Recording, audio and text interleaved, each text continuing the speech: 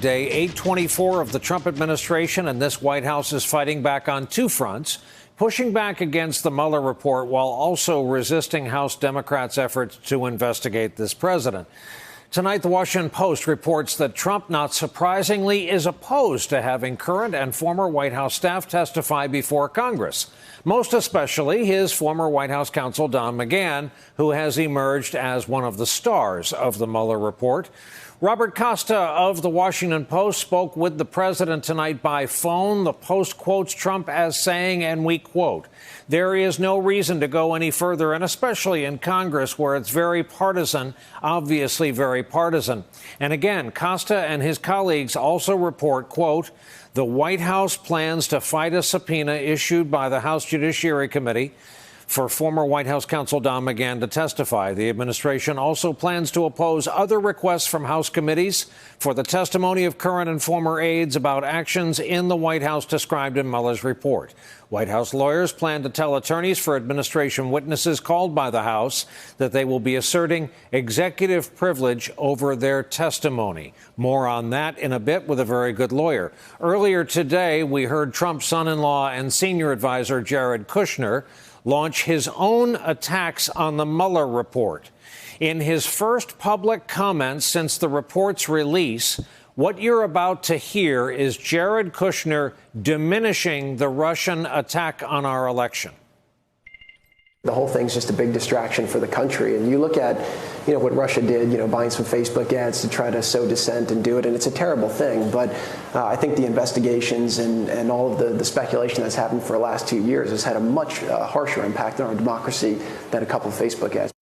That right there, intentional on Kushner's part, is an insult to a lot of people. For starters, the scores of federal investigators who compiled the Mueller report.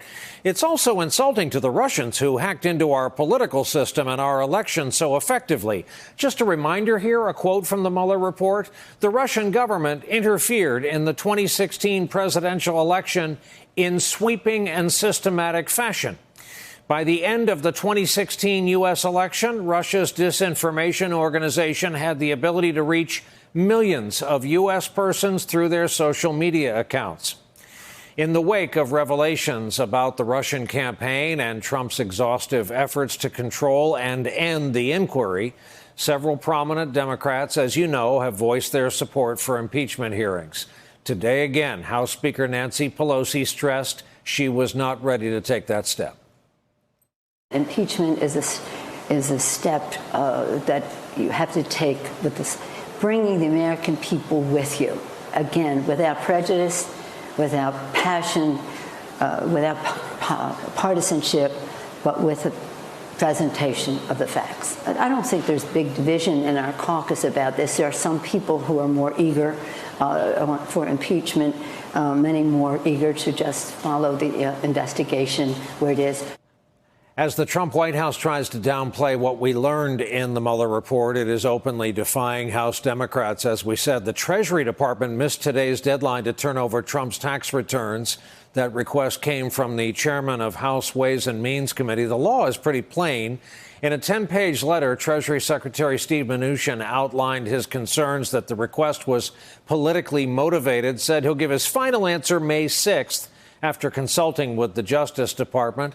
House Oversight Committee is now considering holding former White House Personnel Security Director Carl Klein in contempt after he failed to show up for hearings on alleged security clearance lapses at the direction of the White House. Questions for him would naturally include, how is it Jared Kushner got his security clearance? That same committee has also had to push back its deadline for a subpoena of Trump's financial records after Trump sued to block that request.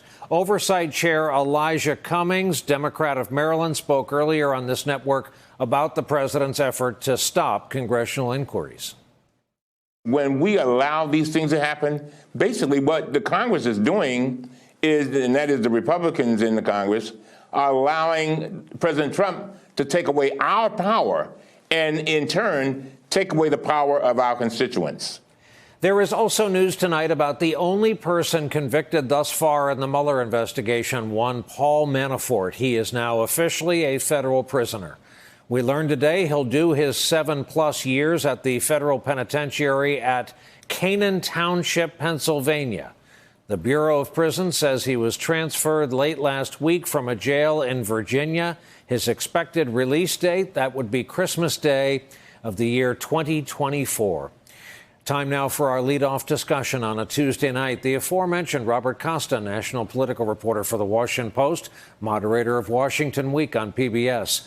Maya Wiley, the aforementioned really good attorney, former assistant U.S. attorney for the Southern District of New York, now with the New School here in New York. And David Jolly, a former member of the Republican Party as a member of Congress from the state of Florida.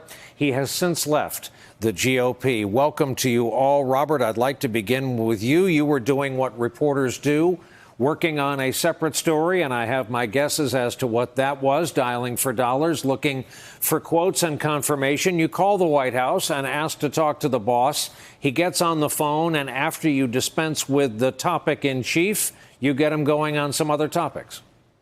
That's correct.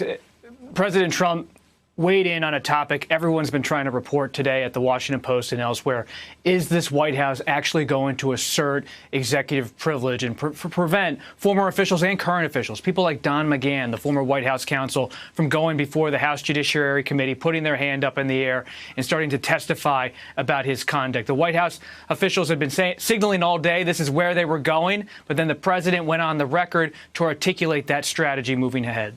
Maya Wiley, it can be fairly asked, and it will be by the president, if McGahn testified for over 30 hours to the feds, what's to be gained in testimony before the House? My question to you, however, is if he waived privilege and agreed to be questioned for 30 hours, they can't suddenly say, oh, no, we're not taking any questions, can they? Well, let's start with the second part of your question first, because Donald Trump tweeted, if you recall, that he gave permission to Don McGahn to talk to Robert Mueller and his team. So he explicitly and very publicly waived it. So I think it's pretty clear, not to mention that the executive privilege is a qualified privilege. That means it's not blanket. There's a balancing test that the courts would look at to see if, in fact, the interests of the president in protecting his communications outweigh or not the interests of Congress. And here, this goes back to the first part of your question, Congress has an interest in determining whether it should exercise its power and authority. And that falls into two categories, right? One, obviously, is whether or not it would pursue impeachment. And one of the things that Nancy Pelosi is very clearly saying is you don't go there until you gather all the facts and see if the people are with you. And that's their job. That's very explicitly their job under the Constitution. And Robert Mueller made very clear that he thought Congress should take this up. But I think the second part of it is they can legislate. There's a lot of questions that are in Robert Mueller's report that they should get to interrogate to determine whether or not they want to propose legislation on laws. That's also their job under the Constitution. David Jolly, I don't want to put words in your mouth, but did I hear you with Nicole Wallace this afternoon saying that, in effect, in your humble opinion, the Democrats have been caught a little bit flat-footed by the arrival of the Mueller report, the tonnage in it, and the counter-argument, which is just short phraseology from the president? Yeah, I don't think they've embraced the urgency of the moment. I mean, Nancy Pelosi was overseas. We haven't seen proof of life with Chuck Schumer, and Steny Hoyer said, the report's the report. We'll have an election in 18 months. Contrast that with if they had framed it by being on Capitol Hill to receive the report and express to the American people, we believe the president's broken the law and we need to hold him accountable, frame the issue for the American people. But, Brian, I think what's going on today, Donald Trump is telling the American people he's terrified of being impeached. And this conversation about executive privilege, it's interesting he told Robert they haven't determined it, because I believe his lawyers are saying he won't succeed. Every president has claimed executive privilege at one point or another, going back to George Washington. As Maya said, there's a balancing test. Is the information in the public interest?